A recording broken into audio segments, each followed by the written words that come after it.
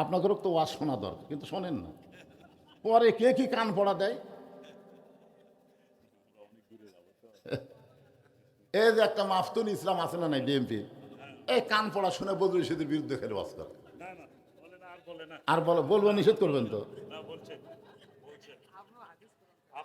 কিসের হাদিস করে বাদ দিচ্ছি? হাদিস বাদ দিচ্ছি। রাজনীতিতে বলবে রাজনীতি করবেন না, এই পুরোপুরি মুনাফিক। জোরে কোন কথা ঠিক কিনা? কারণ কোরআন শরীফের মধ্যে 114টা সূরার সূরা মুলকের প্রথমেই যে সূরাটা আছে, আর মিয়া সেটা পড়েন না কেন? তাবারাকাল্লাযী বিয়াদিহিল মুলক ওয়া হুয়া আলা কুল্লি শাইইন কাদির। প্রত্যেকটা হাজী সাহেব হজ করবার গিয়ে বলতেছে লাকাল মুলক লা শারিকা লাক। কি তলবিয়া পড়তেছে না? এই জোরে কোন পড়তেছে না? এর বাংলা অর্থ কি? এর বাংলা অর্থ কি? না লাকাল মুলক লা শারিকা লাকের বাংলা অর্থ কি? রাজনীতির ভিতরে, রাজত্বের ভিতরে একমাত্র আল্লাহ ছাড়া আমি অন্য কাউকে স্বীকার করি না। রাজার নীতি হলো রাজনীতি, আল্লাহ হলেন রাজা, তারই নীতি হলো রাজনীতি। জোরে কোন কথা ঠিক কিনা? আর মানুষের নীতি নাম হলো ফকরা নীতি। আল্লাহ গানিয়ুন ওয়া আনতুমুল ফুকারা। আল্লাহর নীতি হলো রাজনীতি, আর মানুষের নীতি হলো ফকরা নীতি। আপনারা বলতে পারবেন হুজুর ফকরা নীতি দান করেন না, ফকরা নীতি বাদ দেন, রাজনীতি করেন। জোরে কোন কথা ঠিক কিনা? 10 বছর নবী আমার মদিনায় যায় খালি ইল্লাল্লাহর জিকির মারেনি, রাষ্ট্র পরিচালনা করছে। কথা কন না কেন? বড় হুজুর যদি রাজনীতি করবার পারে, আর আমাদের মতন ছোট হুজুর বলে চলবি না। কি যেই বেটা বলে রাজনীতি করিস না, আয়াতুল কুরসি ধরলে ঠিক মতো খবর পারবি না। এখন রুগী হয়ে যদি ডাক্তারকে বলে প্যারাসিটামল দে, তো ডাক্তার বলতে যে কে রে ভাই প্যারাসিটামল কি জন্য? দে, যা বলি তাই দে। ডাক্তার কয় তোমার লাগবে কি লাগবে না আমাকে আগে বলো তো, কি জন্য কিনবে? কয় অত কিছু জানি আর প্যারাসিটামল দে। এখন আপনারা বলেন তো রুগী হয়ে যদি ওষুধ চাই, ডাক্তার চিকিৎসা করার আগে ওর রোগ বাড়বি না কমবি? আজকে আলেম ওলামা হচ্ছে রুহের ডাক্তার, তারা কি ওষুধ দেয় আগে সেটা দেখেন তো। দেখার দরকার আছে না নাই? হ্যাঁ, একটু মনোযোগ দিয়ে শুনবেন। তাহলে কি বলতেছিলাম? এই কোনো কথাবার্তা না বাজান। হ্যাঁ, সবাই একটু মনোযোগ দিয়ে শোনেন। আজকের আলোচনা হবে ইজা আসাবাতুহুম মুসিবাতুন ক্বালু, সকলে বলেন ইন্না লিল্লাহি ওয়া ইন্না ইলাইহি রাজিউন।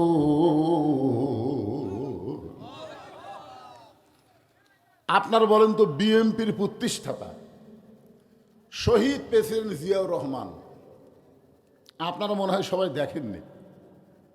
আমরা যারা দেখছি, উনি যখন বাংলাদেশের ক্ষমতা পাইলেন, উনি ধর্ম নিরপেক্ষতাকে লাথি দিয়ে বিসমিল্লাহির রহিম যোগ করলেন। তোরে কোন কথা ঠিক কিনা?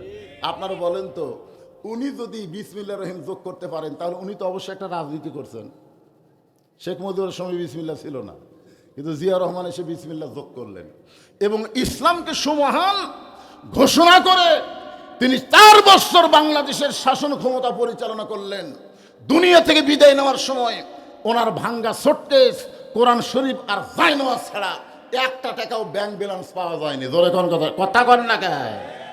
মোস্তাফে মায়েশার যখন প্রিন্সিপাল ছিল আল্লামা নজিবুল্লাহ হুজুর, তাকে আমরা জিজ্ঞাসা করলাম শহীদ জিয়া সম্পর্কে আপনার ধারণা কি? উনি বললেন হযরত উমর ফারুকের সিমটম। ধরে কোন সুবহানাল্লাহ। আজকে যারা বিএনপি করে খালি শহীদ জিয়ার আদর্শ গ্রহণ করুক, ইনশাল্লাহ সব ইসলামী দলে এক হয়ে যাবে। ধরে কোন কথা ঠিক কিনা ভাইজান? আরে কি ছিল বাংলাদেশের রত্ন, কি ছিল শহীদ প্রেসিডেন্ট জিয়াউর রহমান? যারা এক নজর দেখছে তারা বুঝবার পারবে। আসুন আলোচনা করতেছি। আল্লাহ কোরআনে বললেন, যখন তোমাদের উপরে বিপদ আপদ মুসিবত আসবে ক্বালু, তখন তোমরা বলবে ইন্না লিল্লাহি ওয়া ইন্না ইলাইহি রাজিউন। আমরা মানুষ মরার পরে এইটা পড়ি, কিন্তু এখানে মানুষ মরার কথা নাই, এখানে বিপদ আপদ মুসিবতের কথা আছে। জোরে কোন ঠিক কি না? এইটা নিয়েই আজকের আলোচনা। তবে যেটা বলতেছি একটু মনোযোগ দিয়ে শোনেন। যে কোরআন থেকে আপনারা তাফসির শুনবেন, কোরআনটা কি এটা বোঝানোর জন্য বলতেছি। কোরআনের মধ্যে কোনো সন্দেহ, জোরে কোন সন্দেহ নাই। তাহলে কোরআনের যত কথাই বক্তা বলবে, যদি কোরআন থেকে বলে, এখানে কোনো প্রতিবাদ করার সুযোগ নাই। আল্লাহ বলতেছেন হুদাল্লিল মুত্তাকিন, কেবলমাত্র মুত্তাকি বান্দাবান্দি যারা কোরআন থেকে হেদাত পাবে তারা। সবাই যদি পাইকারি হারে পাইতো তাহলে আল্লাহ বলতো হুদাল্লিন নাস, কিন্তু আল্লাহ হুদাল্লিন নাস না বলে মুত্তাকিন বলেছেন। এখানে আল্লাহ তাআলা পক্ষপাতিত্ব করেছেন। জোরে কোন কথা ঠিক কিনা? পাইকারি হারে সবাইকে আল্লাহ দিবে না হেদাত, সবাইকে আল্লাহ দিবে না। মেলার যারা ঘুরবে এরা পাবে না, কোরআনের মাহফিলে যারা বসবে এরাই মুত্তাকি হবে। জোরে কোন কথা ঠিক কিনা? এই জন্য আপনাদেরকে লক্ষ্য করি, আল্লাহ বলতেছেন ইয়া আইয়ুহাল্লাযীনা আমানুত্তাকুল্লাহা হাক্কা তুকাতিহি ওয়া লা তামুতুন্না ইল্লা ওয়া আনতুম মুসলিমুন। এই আয়াতে কিন্তু মুত্তাকির ব্যাখ্যা দেওয়া হচ্ছে। যারা আমাকে বিশ্বাস স্থাপন করেছো, আত্তাকুল্লাহ, ভয় করতে হবে কাকে? বর্তমানে বাংলাদেশে আমরা ভয় করতেছি কাকে? হ্যাঁ, আপনি মডেল মসজিদে জোহরের নামাজ পড়বেন, আপনার পায়ে যদি 2000 টাকার জুতা থাকে, আপনি মসজিদের দরজাত গিয়া কি করবেন? জুতা কি দরজাত থুইয়া মসজিদের সামনে কাতারে যাবেন, না জুতা হাতত লিবেন? কথা কয় না। জুতা হাতত লিবেন কার ভয়ে? আল্লাহর ভয়ে না চোরের ভয়ে? তাহলে এখানে আল্লাহ কি বলতেছে? মুত্তাকির ব্যাখ্যা হচ্ছে আত্তাকুল্লাহ, ভয় করতে হবে কাকে? তাহলে আপনি কার ভয়ে জুতা নিলেন? তো চোরের ভয়ে জুতা নিয়ে আল্লাহুম্মা আফতাহলি আবওয়াবা রহমাতিক দোয়া পড়ে আপনি মসজিদের সামনের দিকে যাচ্ছেন, মুয়াজ্জিন বলতেছে ভাই কার ভয়ে? আল্লাহর ভয়ে। তো আল্লাহর ভয়েতে জুতা কেন? তখন বলতেছে চোরেরও ভয়। এখন আল্লাহর ভয় চোরের ভয় একই কলিজার মধ্যে যদি রয়, তার কোনোদিন মুত্তাকি হওয়ার সুযোগ থাকে না। মুত্তাকি হবার গেলে কেবলমাত্র ভয় করতে হবে কার? বর্তমান পরিবেশে 500 জন মুসল্লি নামাজ পড়তেছে মসজিদে, কয়শো জন? আর 2 জুতা চোর বাইরে ঘুরতেছে আর বলতেছে আমাকে ভয়ে। দেখেন চোরের মোশন, দেখেন বর্তমান পরিবেশে আমাদের ভয়ে সব ভালো জুতা মসজিদের মধ্যে ঢুকছে। 2 চোর গল্প করতেছে আমাকে ভয়ে। আপনারা বলেন তো মুসল্লির সংখ্যা কত আর চোরের সংখ্যা কত? আসলে কি চোর খুব বেশি, কিন্তু এর মোশান বেশি। আমাকে ভয়ে বর্তমান পরিবেশে চোর, ডাকাত, বাটপার, চাঁদাবাজ এদেরই কিন্তু মোশান চলতেছে। তোর কথা কর না কেন ভাইজান? এই আমাকে চিনিস? আমি কার দল করি তুই জানিস? আয় হায়, খালি একটা ধাবার দিয়ে দেখেন আর গোষ্ঠী শুদ্ধ পালাইয়া যাবে। কথা কর না কেন? এতদিন পর্যন্ত মাজা ভাঙ্গা টেজের উপর উঠে 2 জন টানা তুলতো, 2 জন ঠেলে দিত, আর উঠতে তো পারে না। 2 জন হাত ধরে টানা তোলে আর 2 জন পাশার ঠেলে। উই এসে মাইক পায় কয় খেলা হবে, খেলা হবে। কে রে খেলা করবো, গেলু কোথায়? তার মানে বোঝা গেল এদের কোনো শক্তি নেই। ওরা মুখে মুখে বেশি বড় কথা বলতো, আসলে চোর, ডাকাত, বাটপার, চাঁদাবাজের কোনো পাওয়ার নাই। জোরে কোনো কথা ঠিক কিনা? কিন্তু আমরা পাওয়ার দিছি, জুতা লিয়া মসজিদে ঢুকছি, যার কারণে যে বুকত থাবা দেয় বলতেছে আমাকে ভয়ে। মুত্তাকির গুণ হল আত্তাকুল্লাহ, ভয় করতে হবে কার? আল্লাহ বললেন শুধু ভয় করলে হবে না, হাক্কা তুকাতিহি, নিয়ম মোতাবেক ভয় করা লাগবে। আমাদের বাংলাদেশে মানুষ ভয় করে যখন ঘুষের চাকরি করছে তখন ভয় করে নাই। ঘুষের চাকরি যখন রিটায়ার হয়ে গেছে তখন ভয়ে ভয়ে কান্দার কয় আল্লাহ আমি আর জীবনে ঘুষ খাবো না। আল্লাহ কখন ভয় করতেছে? কখন? যখন চাকরি নাই, চোখের পানি দিয়ে কান দিচ্ছে, তওবা করতেছে আল্লাহ আমি আর জীবনে ঘুষ খাবো না, আল্লাহ আমি আর ঘুষ খাবো না। 2 কান্দের ফেরেশতাকে আল্লাহ এই শয়তানের আমরা লেখমো কি? এই যতদিন চাকরি করছে ততদিন কান দিনি, যে চাকরি গেছে এখন কান দিচ্ছে। সারা জীবন নামাজ পড়েনি, বুড়া বয়সে সিয়াল্লিয়া মসজিদে গেছে। এরকম কিছু মুসল্লি আছে না নাই? জোরে কান আছে না নাই? আর যৌবন খুঁজে দেখেন নামাজ নাই, আর গোটা জীবনে নামাজ নাই। যখন বুড়া হচ্ছে চামড়া ঢিল, তখন আল্লাহর সাথে মিল দিছে সিয়াল্লিয়া। জোরে কান কি লিয়া? আর যে রুকু সেজদা করবার পারে না, কি করবি? এখন মসজিদের সামনে কাতারে চেয়ার থুয়ে উনি আবার দায়িত্ব পাচ্ছে মসজিদের সেক্রেটারি। এখন ইমাম সাহেব ভয়ে কিছু কয় না, যে কিছু করলে তো আমার ইমামতি থাকবি না। উনি এখন সামনে কাতারে সিয়াল্লা বসেছে। আপনারা জানেন বাড়িতে নামাজ পড়লে 1 গুণ সওয়াব হবে, মসজিদেও কেউ যদি নামাজ পড়ে সেও 1 গুণ সওয়াব পাবে। কিন্তু জামাতের সঙ্গে যখন নামাজ পড়বে আল্লাহ তখন তাকে 27 গুণ সওয়াব দিবে। কিসের সঙ্গে? আচ্ছা, জামাতের সঙ্গে নামাজ পড়বার গেলে 1 নম্বর শর্ত হলো খালি কাতার করলে হবে না, কাতার সোজা করা লাগবে। এ আমার কথা কি বুঝতেন? যে কাতার করলেন হেঁকা বেঁকা, তাহলে সব হবে। কাতার সোজা করা লাগবে। সাহাবীরা বললেন, ইয়া রাসূলুল্লাহ, আমরা কাতার সোজা করব কেমনে? রাসূল বললেন, পায়ের গোড়ালির সঙ্গে গোড়ালি মিল করে তোমরা কাতার সোজা করবা। তাহলে পায়ের গোড়ালির সঙ্গে যদি গোড়ালি মিল করে কাতার সোজা করেন, তাহলে যেই বেটা সিয়ারত বসিছে ওর পায়ের গোড়ালি কোথায়?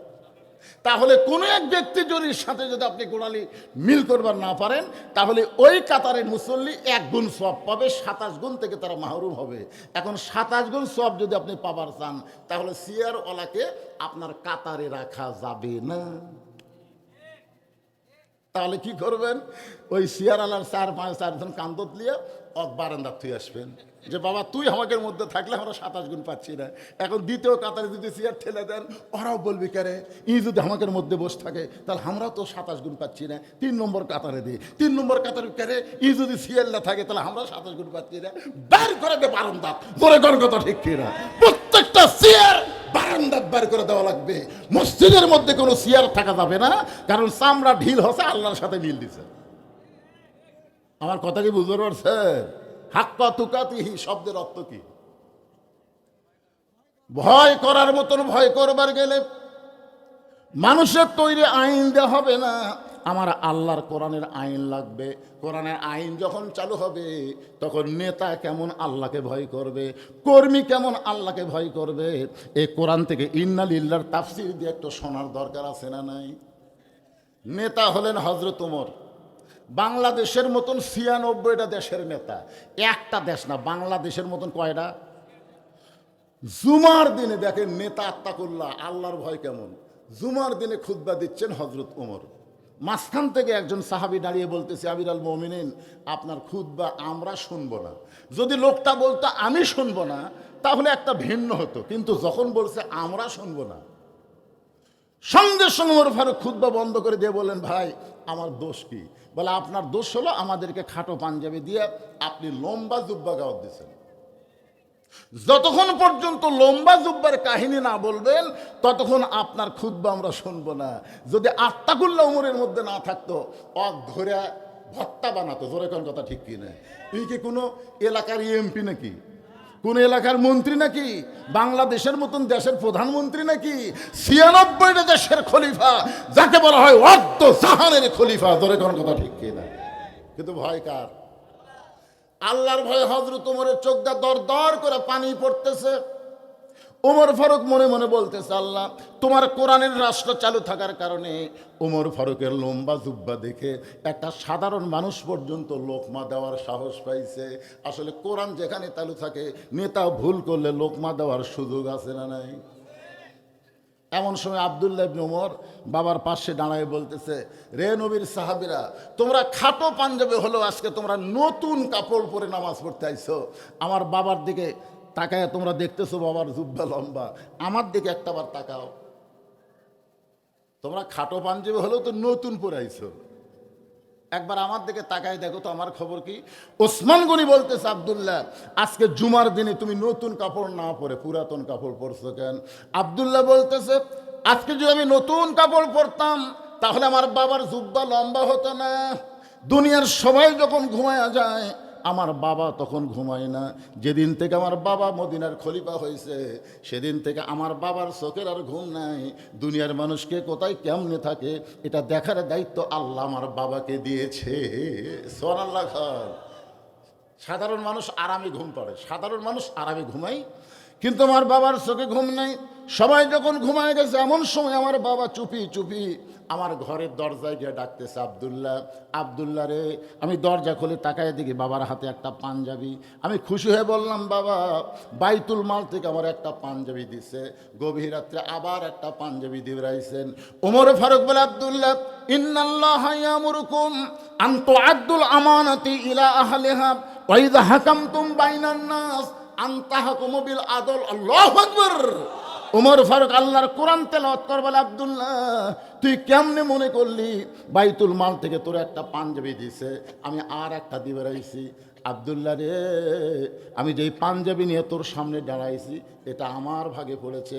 এখন বলতো আব্দুল্লাহ, এই খাটো পাঞ্জাবি গায়ে দিয়ে আমি যদি খুতবা দেই, কারণ মুসল্লির পাঞ্জাবি ছোট হলে কোনো সমস্যা নাই, ইমামের পাঞ্জাবি বড় হওয়া লাগবে। ঠিক কিনা বলে? ইমামের দাড়ি যদি ছোট হয়, আমাকে একজন মোবাইল করে বলতে, হুজুর ইমামের দাড়ি যদি এক মুষ্টির নিচে হয়, তার পাশে নামাজ হবি? তাহলে চিন্তা করে দেখেন, ইমামের দিকে সবার নজর আছে না নাই?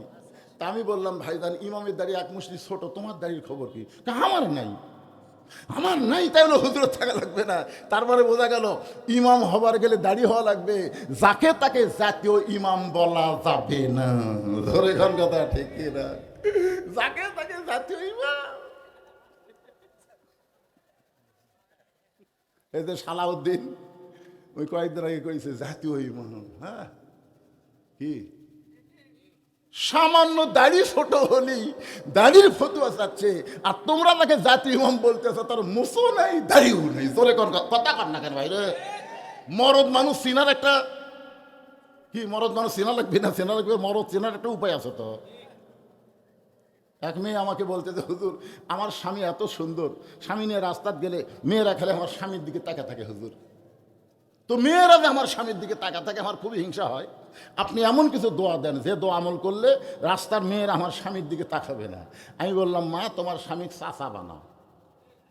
যেই কইছি চাচা বানাও, মেয়েটা বলে হুজুর আপনি একটা আলেম হয়ে এটা কি বললেন? আমি বললাম, পাগলি তোকে চাচা কবার কছি, তোকে চাচা বানাবার কছি রে। তোর স্বামীকে সবাই চাচা কবে, কিভাবে চাচা বানান যায় চেষ্টা কর। ওই হাত পাও ধরে স্বামীর এখন 4 আঙ্গুল দাড়ি হয়েছে। একদিন আমার মোবাইল করে বলতে যে হুজুর আপনার কথা মতো স্বামীর চাচা বানানোর পরে স্বামী নিয়ে রাস্তার যাই, একটা মেয়েও আমার স্বামীর দিকে তাকায় না। যে তাকাই সে সালাম দেয়, বলে চাচা কেমন আছেন। আমার আর হিংসা হয় না, কেন চাচা বলে আমার আর হিংসা কি? চিন্তা করছেন? একটা মরদ মানুষ গুলাকে আমরা নেতার আসন দিবার চাই না। আজও বাংলাদেশে আবু জেহেলের মতন যারা দল করে, তারা আমাদের নবীকে নেতা মানে না, সাধারণ একজন মানুষকে নেতা বেনে তার পিছনে চামচাগিরি করে। জোরে কোন কথা ঠিক কি না? আমার নেতা তোমার নেতা হলো না যেভাবে বলা দরকার। এখানে আওয়ামী লীগ, বিএনপি, জাতীয় পার্টি, জামাত না, আমরা প্রত্যেকটা মুসলমান এক দল। জোরে কোন কথা ঠিক কিনা? আপনার মসজিদের মধ্যে ঢুকলে কয় দল হন? কোনোদিনকে আপনারা দেখছেন যে আওয়ামী লীগ সামনে কাতার, বিএনপি দ্বিতীয় কাতার, জাতীয় পার্টি তৃতীয় কাতার, জামাত ইসলাম চতুর্থ কাতার? এরকম কি কোনোদিন আপনারা দেখছেন? বরং যদি মুসল্লির সংখ্যা কম হয়, তাহলে আওয়ামী লীগ, বিএনপি, জামাত, জাতীয় পার্টি সবাই মিলে এক কাতার করে। জোরে কোন কথা ঠিক কিনা? সবাই মিলে কয় কাতার? এখন যদি আওয়ামী লীগ কাতারের আঁক না দেখে, দাগ না দেখে 4 আঙ্গুল সামনে যায়, বিএনপি হাত ধরে টান মারতেছে, লাইনও তাই। আপনারা বলেন তো, যে হাত ধরে টান মারছে আওয়ামী লীগ কি তার দিকে তাকায় না নিচের দিকে তাকায়? নিচের দিকে তাকায় বলে আমি খেয়াল করিনি ভাই। পায়ের গোড়ালির সঙ্গে গোড়ালি মিল করে কাতারবদ্ধ হয়। ফেরেশতা বলে আল্লাহ কি দেখতেছি, বাহিরে এরা 14 দল 20 দল, আর তোমার ঘরের মধ্যে গিয়ে এক কাতার।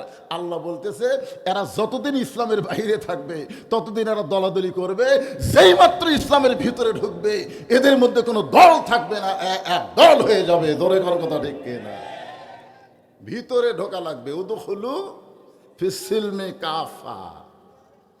এই শীতের মধ্যে আপনি কি ল্যাপের ভিতরে পুরোপুরি ঢুকবেন না আধা আধি ঢুকবেন? ও ল্যাপের মধ্যে, কম্বলের মধ্যে ঢোকার ব্যাপারে আপনি খুবই চালাক। মশার সময় আপনারা কি মশারির মধ্যে পুরোপুরি ঢোকেন না অর্ধেক ঢোকেন? কথা কয় না, অর্ধেক না পুরোপুরি? পুরোপুরি ঢোকেন, কারণ অর্ধেক ঢুকলে মশা কামড়াবে। আপনি যখন কোনো পোশাক পরেন, সেই পোশাক কি পুরোপুরি পরেন না অর্ধেক পরেন? আপনি যখন পানি পান করেন, এটার পেট পুরো খান না অর্ধেক খান? আপনি যখন খাবার খান, পেট ভরে খান না আধা পেটে খান? তাহলে সব জায়গায় আপনি পুরোপুরি মানবেন। আর ইসলামের ব্যাপারে যখন যেটা মন চাই সেটা মানলে হবে না, পুরোপুরি মানতে হবে। জোরে কোন কথা ঠিক? এখন পুরোপুরি মানবেন কেমনে? মানবার তো মন চাইলে হয়, কিন্তু মানার মতন তো পরিবেশ পাচ্ছি না। কি কোন পরিবেশ মোটামুটি আছে নাকি? আপনার বাড়ি থেকে মসজিদ হলো 100 গজ দূরে, আপনি নিয়ত করেছেন মসজিদের সামনে কাতারে জোহরের নামাজ জামাতের সঙ্গে আদায় করব, এই নিয়ত করছেন আপনি। নিয়তটা আপনার খুবই ভালো, আপনি অজু করে মসজিদের দিকে রওনা দিলেন, কিন্তু 100 গজের মধ্যেই 2টা বেপর্দা নারী আপনার 2 চোখত পড়ছে। আপনি ফালাবার চাননি, কিন্তু পড়ে গেছে। এখন পোকা পড়লে, মশা পড়লে আপনি কিন্তু তুলবার পারবেন। দেখো তো ভাই, আমার চোখত পোকা পড়ছে রে, তুলে দাও, দিবে না? কথাক্ষণ দিবে কি দিবে না? কিন্তু আপনি যদি বলেন ভাই আমার 2 চোখত 2টা বেপর্দা নারী পড়ছে রে, কোন জায়গা, তুলে দাও তো, তখন কয় কে রে ভাই, তোর চোখত তো দেখা যায় না। আসলে চোখত নাই তো, চোখত পড়া মাত্রই এই জায়গাতে এসে লোড হয়ে গেছে। এখন সামনে কাতারে গিয়ে আপনি নামাজের নিয়ত করতেছেন, ইলা জেহাতিল কাবাতি শরীফাত, আল্লাহু আকবার, মুখ আছে কাবার দিকে, চোখ আছে সেজদার দিকে, আর মন খালি বলতেছে রাস্তাত কি দেখলাম রে। আপনার কোন তো নামাজ হবে? তাহলে সামনে কাতারে নামাজ পড়তে গেলে শুধু মসজিদ টাইলস দিয়ে সুন্দর করলে হবে না, যে রাস্তা দিয়ে মুসল্লি যাবে এই রাস্তাটা পুরোপুরি নিরাপত্তা হওয়া লাগবে। ধরে কোন কথা ঠিক না? তার মানে বোঝা গেল রাস্তায় কোনো নারী বেপর্দা হয়ে আসতে পারবে না। আপনারা বলেন তো, এই আইন মনে হয় কোরআনে নাই, আছে না নাই? তাহলে সুন্দর একটা পরিবেশ লাগবে ভাইজান। সুন্দর একটা পরিবেশ তৈরি করতে গেলে সুন্দর একটা সমাজ লাগবে। সুন্দর একটা সমাজ যদি তৈরি করতে চান তাহলে সুন্দর একটা রাষ্ট্র লাগবে। সুন্দর একটা রাষ্ট্র যদি তৈরি করতে চান তাহলে ডক্টর কামালের সংবিধান দেওয়া হবে না, আমার আল্লাহর কোরআনের সংবিধান লাগবে। ধরে গণ ঠিক কিনা? কি লাগবে? না খালি কোরআনের ওয়াজ শুনবেন আবু জেহেলের মতন সারা রাত, যেরকম আমার সভাপতি ভাই বলে দিল, সারা রাত সারা রাত শুনবে, কিন্তু কি না ফজরের নামাজও পড়বে, অসুবিধা কি? আপনারা বলেন তো, নামাজ পড়লি মুসলমান? এই যে কোরআনে একটা আয়াত আছে, অমিনান নাসি মান ইয়াকুলু আমান্না বিল্লাহি ওয়া বিল ইয়াউমিল আখিরি ওয়া মা হুম বিমুমিনিন। এই আয়াতটা কখন নাজিল হয়েছে আপনারা জানেন? হ্যাঁ, ঠিক আছে ভাই, বুঝবার পারছে। আল্লাহ রাসূল ইমামতি করতেছেন, সামনে কাতারে মনে করেন 3 জন মুসল্লির কথা বলতেছি, ডান পাশে হযরত ওমর, বাম পাশে আবু বকর, আর মাঝখানে একজন। 3 জনেরই টুপি ঠিক, দাড়ি ঠিক, জুব্বা ঠিক, 3 জনে কিন্তু লেভেল পজিশনে সমান। একটার কথা কি খেয়াল আছে? বিপদ আপদ মুসিবত যখন আসবে তখন তোমরা ইন্না লিল্লাহ বলবা। এই হুকুম কার? বর্তমানে আমাদের বাংলাদেশে বিপদ আছে না নাই? সবচাইতে বড় বিপদ হলো মানুষ কোরআনের ওয়াজ শুনবে কিন্তু কোরআন মোতাবেক চলবে না। এটাই হলো মুসলমানের ঈমান আমলের মধ্যে সবচাইতে বড় বিপদ। জোরে কোন সবচাইতে বড় কি? যে কোরআনকে আল্লাহ লক্ষ্য করে বলেছেন, ওয়ানুনাজ্জিলু মিনাল কুরআনি মা হুয়া শিফাউ ওয়া রাহমাতুল লিল মুমিনিন। আপনারা বলেন তো, কোরআন মুমিনদের জন্য গজব না রহমত? এই কথাক্ষণ গজব না রহমত? এই কোরআনকে নাজিল করা হয়েছে মুমিনদের জন্য, যাবতীয় রোগ মুক্তি এবং রহমত স্বরূপ। আর সেই কোরআন থেকে ইন্না লিল্লাহর কথা বলতে যে ভাইজান একটু মনোযোগ দিয়ে শুনতে হবে। ওমর ফারুক বললেন, মা তুমি যে আমাকে 6 দিন হলে খুঁজতেছ, কি দুঃখ নিয়ে খুঁজতেছ সেই দুঃখের কথা এখন আমি শুনতে চাই। মেয়েটা বলে, আমিরুল মুমিনিন, আমার জীবনের সবচাইতে বড় দুঃখ হলো আমি 6 বছর বয়সে ঈমান গ্রহণ করেছি, শুধুমাত্র ঈমান গ্রহণ করার অপরাধে 12 বছর আমি জেলখানায় বন্দি জীবন কাটাইছি। সকালবেলা 3টা করে চাবুক মারছে, বিকালবেলা 3টা করে চাবুক মারছে।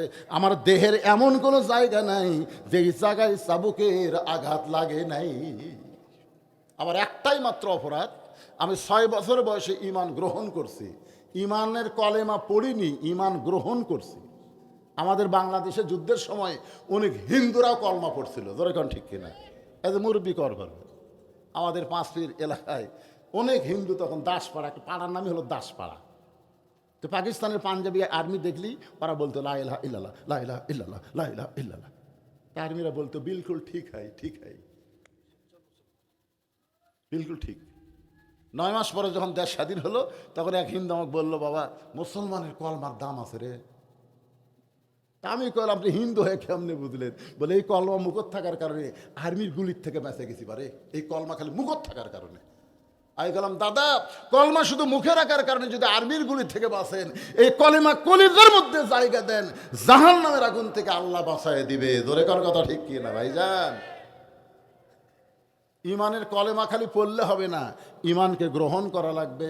ইমানকে গ্রহণ করা সম্পর্কে রাসূল বলেছেন, ইকরার বিল লিসান, তাসদিক বিল জানান, আমল বিল আরকান, এরই নাম হলো ঈমান। মেয়েটা বলতেছে, আমির আল মুমিনিন, আমি যেই দেশের জেলখানায় বন্দি ছিলাম, এই মনোযোগ দিয়ে শোনো, যেই দেশের জেলখানায় বন্দি ছিলাম ওই দেশের নাম হলো রোম দেশ। জোরে কোন কি দেশ? ওই দেশের সবাই হলো খ্রিস্টান। ওই খ্রিস্টানদের দেশে আমি মুসলমান হয়েছিলাম। আর মুসলমান হওয়ার কারণে আমাকে জেলখানায় 12 বছর বন্দি করলো। আপনি যখন রোম পারস্য দখল করলেন, তখন আপনি ঘোষণা করে দিলেন আল্লাহর কোরআন দিয়া যখন রাষ্ট্র চলবে, ওই দেশে কোনো জেলখানা থাকবে না। আপনি জেলখানার দরজা মুক্ত করে দিলেন। আমি জেলখানা থেকে বের হয়ে আমি কোথায় যাব? আজকে 6 দিন হলে আমি আপনাকে খুঁজতেছি, কারণ আমার দাদা খ্রিস্টান, আমার বাবা খ্রিস্টান, আমি যাদের ঘরে জন্ম নিয়েছি সবাই খ্রিস্টান। এখন একজন মুমিনা নারী হয়ে খ্রিস্টানদের কারে বাড়ি যাব?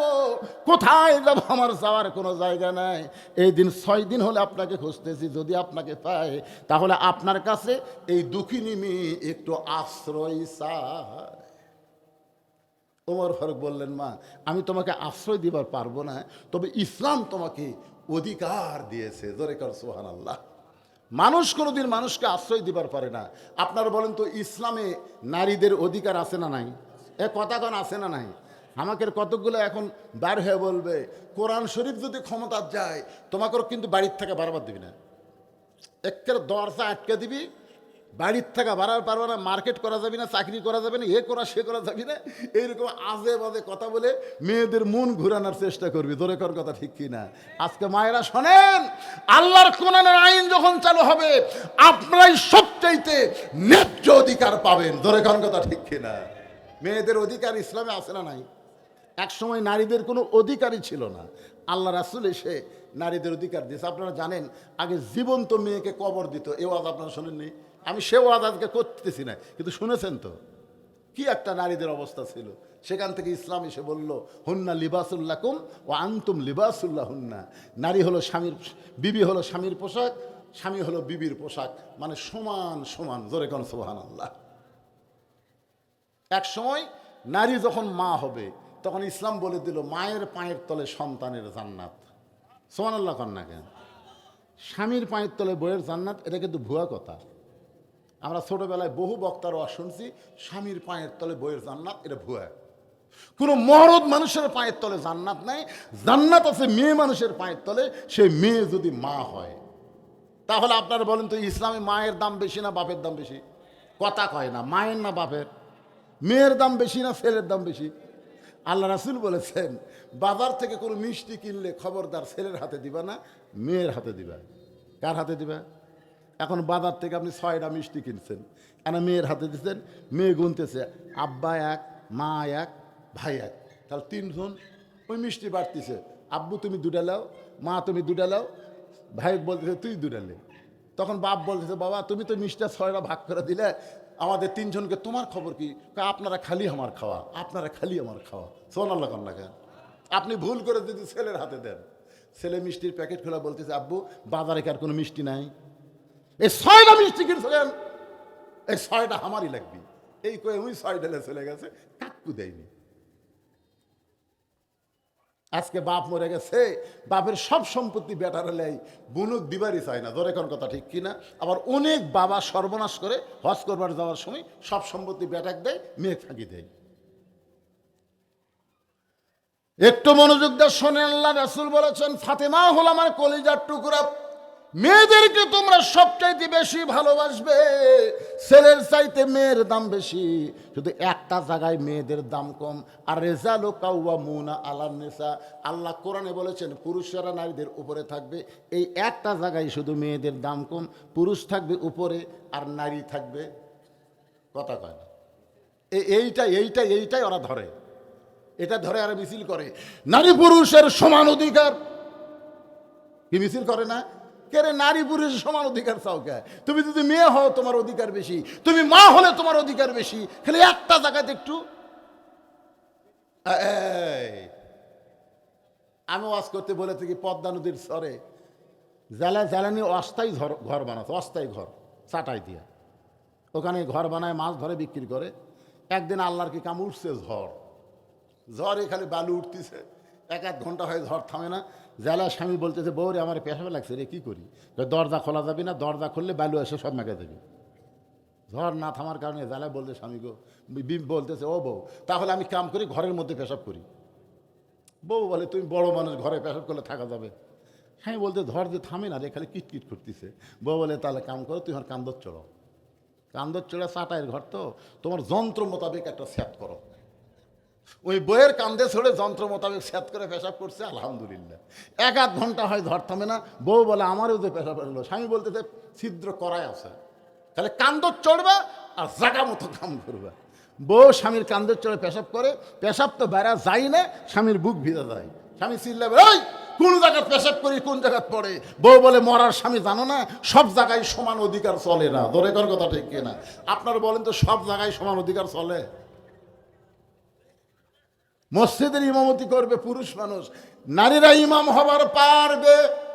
ধরে কোন পারবে? তাহলে মসজিদের ইমাম যদি নারী হবার না পারে, সমাজের ইমামতিও নারী করবার পারবে না। এই একটা জায়গাত মুখ বন্ধ রাখলেন কেন? হাঁ কওয়া যাবে না? লিল্লাহে তাকবীর। ওমর ফারুক বললেন, মা এখন তোমার বয়স কত? মেয়েটা বলতে, আমির আল মুমিনিন 6 বছর বয়স ঈমান গ্রহণ করেছি, আর 12 বছর জেলখানায় বন্দি জীবন কাটাইছি। হিসাব করে দেখলাম 6 আর 12 মিল আমার 18 বছর বয়স। ওমর ফারুক বললেন, মা এই মুহূর্তে তোমার 1 নম্বর অধিকার হলো ভালো একটা ছেলের সঙ্গে তোমার বিয়া বসা। ইসলাম তোমাকে অধিকার দিয়েছে ভালো একটা ছেলের সাথে। কি ছেলে? ভালো ছেলে, সুন্দর ছেলে না, ভালো। যদি ইসলাম বলতো সুন্দর একটা ছেলের সাথে বিয়া বসা, তাহলে আমার মতন কালো বউ পাওয়া খুব কঠিন হয়ে যেত। জোরে কোন কথা ঠিক কিনা? কিন্তু ইসলাম কি সুন্দরের কথা কছে না ভালো কছে? ভালো। ওমর ফারুক বললেন, মা তুমি এখন ভালো ছেলে কোথায় খুঁজবে? আমার কাছে একটা ছেলের খবর আছে, দেখো তো ছেলেটা তোমার পছন্দ হয় কিনা। মেয়েটা বললেন, আমির আল মুমিনিন তাহলে ভালো ছেলের খবর দেন। ওমর ফারুক বললেন, ছেলেটার বয়স হলো মাত্র 22 বছর। জোরে কোন কয় বছর? ছেলেটা লম্বায় হলো 6 ফুট 2 ইঞ্চি। ছেলেটার গায়ের রং হলো ফর্সা, মুখের বর্ণ হলো চাঁদের মতো সুন্দর। ছেলেটার নাম হলো আব্দুল্লাহ। ছেলেটার বাবার নাম হলো আমি অধম ওমর। ছেলেটার যোগ্যতা হলো 30 পারা কোরআনের হাফেজ। ছেলেটার যোগ্যতা হলো 6 লক্ষ হাদিসের হাফেজ। আমার আব্দুল্লাহর সঙ্গে, ওমর ফারুক বললেন, আমার আব্দুল্লাহর সঙ্গে তোমাকে বিয়াটা দিয়া, তোমাকে আমার বৌমা বানায়া আমার বাড়িতেই তোমাকে অধিকার দিবার চাই। সুবহানাল্লাহ কন না কেন? আমার আব্দুল্লাহর সঙ্গে বিয়া দিয়া তোমাকে কি মা? কথা কয় না, বলে কি মা? 3-4 বার বলেছি কি মা, কিন্তু আমার 5-6 সভাপতি বসে আছে বাঘ মারাই, উনি আর কথা কয় না। আমি বললাম, সভাপতি সাহেব আপনার সামনে সবাই বলল বেটার বউ হচ্ছে বৌমা, তা আপনি কথা কন না কেন? আপনার কি বেটা নেই? আমারও নেই। সভাপতি মনে করেন আমার দলের লোক, আমার কিন্তু বেটা নেই, আল্লাহ 3টা বেটি দিছে। তাই সভাপতি বললাম, আপনি কি আমার দলের? না হুজুর, আমার 2টা বেটা আছে, বিয়ে করাছি হুজুর। বৌমা কন না কেন? হুজুর কেমনে কই, আমার 2টা বেটার বই হচ্ছে বউ দজ্জাল, আমি বৌমা পাইনি হুজুর। আগে আমার বেটা খুবই ভালো আসলো, কিন্তু বিয়ে করার পর থেকে বউ যে কি কান মন্ত্র দিল, আমার বেটার বাড়িতে নেই। বেটা এখন শহরে বাসা করে বউকলে থাকে। এরকম বেটা আছে না নাই? জোরে কোন আছে না নাই? অন্তাহারে বাপ মা আছে, আর বেটা বৌলি আছে বগুলা শহরে, বাসা বানাছে, বৌলে উঠি থাকে। এখন বাপ মা থাকে অন্তাহারে। একদিন বাবার খুবই অসুখ, বাবা ডাক্তার দেখাতে গেছে বগুড়া পপুলারে। এত বড় ডাক্তার, ভিড় বেশি, সিরিয়াল পড়েছে রাত 9টায়। কয়টার সময়? রাত 9টার সময় ডাক্তার দেখে বাপ চিন্তা করে, এখন অন্তাহারে কেমনে যাই রে, ঘোড়া ধাপের সিএনজি আছে কি না চিন্তা করতেছে। এখন এত রাত্রে অন্তাহারে কেমনে যাই? মন বলতেছে, কে তোর বেটার বাসা নেই? বেটার বাসার যা। মনের কথা মতো বেটার বাসাত গেছে। বেটার নাম হলো আব্দুল্লাহ। দরজার যে ডাকতেছে, আব্দুল্লাহ! কে রে আব্দুল্লাহ? এটা কি গ্রাম? এটা কি অন্তাহার? আপনার কিন্তু শহরের একটা ভাব আছে না নাই? আব্দুল্লাহ কয় আমাকে সবাই সার করে কয়, সাহেব করে কয়, এত রাত্রে আমার নাম ধরে ডাকে, এই মরদ কে রে? আপনারা বলেন তো, নাম ধরে ডাকার মরদ কে? আমি যত বড়ই হুজুর হই, আমার বাপ কিন্তু আর পুরা নামও হয়নি। কে বাবা বুঝলু, কি খবর বা? আমি বললাম আব্বা আমি একটা হাজি মানুষ, মৌলানা মানুষ, আপনি সরাসরি বুঝলু কন? আব্বা কয় তোকে আবার হুজুর কয়া লাগবি কে রে? আহা, আজকে যখন ওয়াজ করে আসি, যখন বাপ মায়ের কবর, আমার মসজিদের পাশে বাপ মায়ের কবর, সালাম দিয়ে আসি।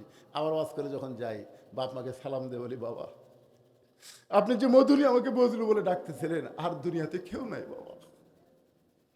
বাবার মতন আপন কেহ নাই রে দুনিয়ায়, নিজে না খাইয়া বাবা সন্তানকে খাওয়ায়। বাবার মতন আপন কেহ নাই রে দুনিয়ায়। আব্দুল্লাহ সঙ্গে সঙ্গে আব্দুল্লাহ দরজা খুলে দেখে বাবা এতিমের মতন দাঁড়ায় আছে। বাবার হাত ধরে বলতেছে, বাবা এ রাত 9টার সময় কেন? ডাক্তার, ডাক্তারের জন্য। খালি বাড়ির যাওয়ার গাড়ি পেলে তোর বাড়িতে আমি আসি, যাওয়ার বুদ্ধি নাই দেখে আসছি বা। আব্দুল্লাহ বাপের হাত ধরে বলতেছে, আব্বা আপনি রাগ করছেন, এতদিন পরে এসে আপনি দরজাতে এসে দিয়ে গরম হচ্ছেন, চলেন আব্বা বসেন। রেস্টরুমে বসে আব্দুল্লাহ আস্তে আস্তে বইয়ের কাছে আসছে। বউ কম্বল গাউন দিয়ে শুতে আস, বইয়ের কাছে এতিমের মতন বলতেছে, লক্ষ্মীটি, ময়না পাখি। বউ কিন্তু সবই জানে, আর বাপ আছে সেটা জানে না, ওই ঘুমের ভান করে চুপ করাস। আব্দুল্লাহ চোরের মতন, ময়না পাখি কি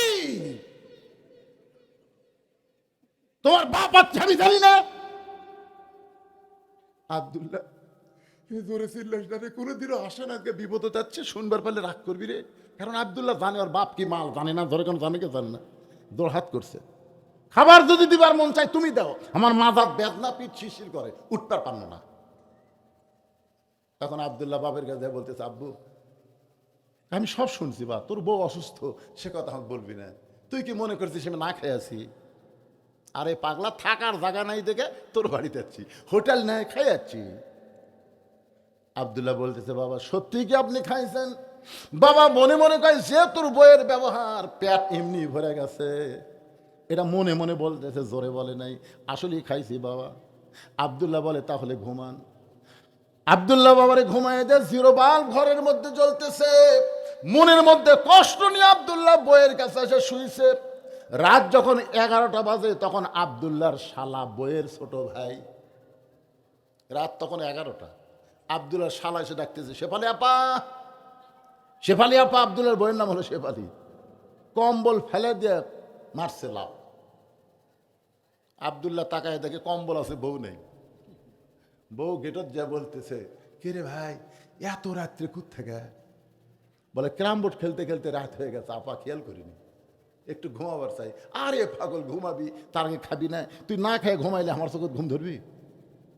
ভাত গরম, গোস্ত গরম, মাছ গরম, সব গরম করে ভাইয়ের সামনে দিয়ে, ড্রেসিং টেবিলে ভাইয়ের সামনে দিয়ে, ডাইনিং চেয়ারে বসে এখন খালি বলতেছে, খা ভাই, খা ভাই, আর এক টুকরা খা ভাই। আব্দুল্লাহ চিন্তা করে, 9টার সময় আমার বাবা আসলো, তোর মাজা বেদনা, পিঠ শিরশির করে। আর 11টার সময় তোর ভাই আইলো, বার হয়ে দেখে 5 তরকারি গরম ভাত, শালার মাথায় বইয়ের হাত। কয় তরকারি? 5 তরকারি গরম ভাত, শালার মাথায় আর বইয়ের হাত। খা ভাই, আর এক টুকরা খা ভাই। ভাই বলতেছে, না পার পারতেছি না। আব্দুল্লাহ ধীরে ধীরে বাবা যেই ঘরে ঘুমায় ওই ঘরে জানলার কাছে গিয়ে জিরো বাল্বের আলোতে দেখে বাবা শুকনা মুখে ঘুম পাড়তেছে। আব্দুল্লাহর চোখটা দর দর করে পানি পড়তেছে। যেই বাবা নিজে না খাইয়া আমাকে লেখাপড়া করালো, যেই বাবা মাটির বিছনাত থাকে আমারে খাট বানায় দিছে, আমার সেই বাবা আজকে না খাইয়া ঘুম পাড়তেছে। আর আমার বইয়ের ভাইয়ের সামনে 5 তরকারি গরম ভাত। লিয়াবলুয়াকুম আইয়ুকুম আহসানু আমালা। আল্লাহ বলে, বান্দারে তোমার সুন্দর আমলের পরীক্ষা করা হবে। এই মুহূর্তে তোমার সুন্দর আমল কি?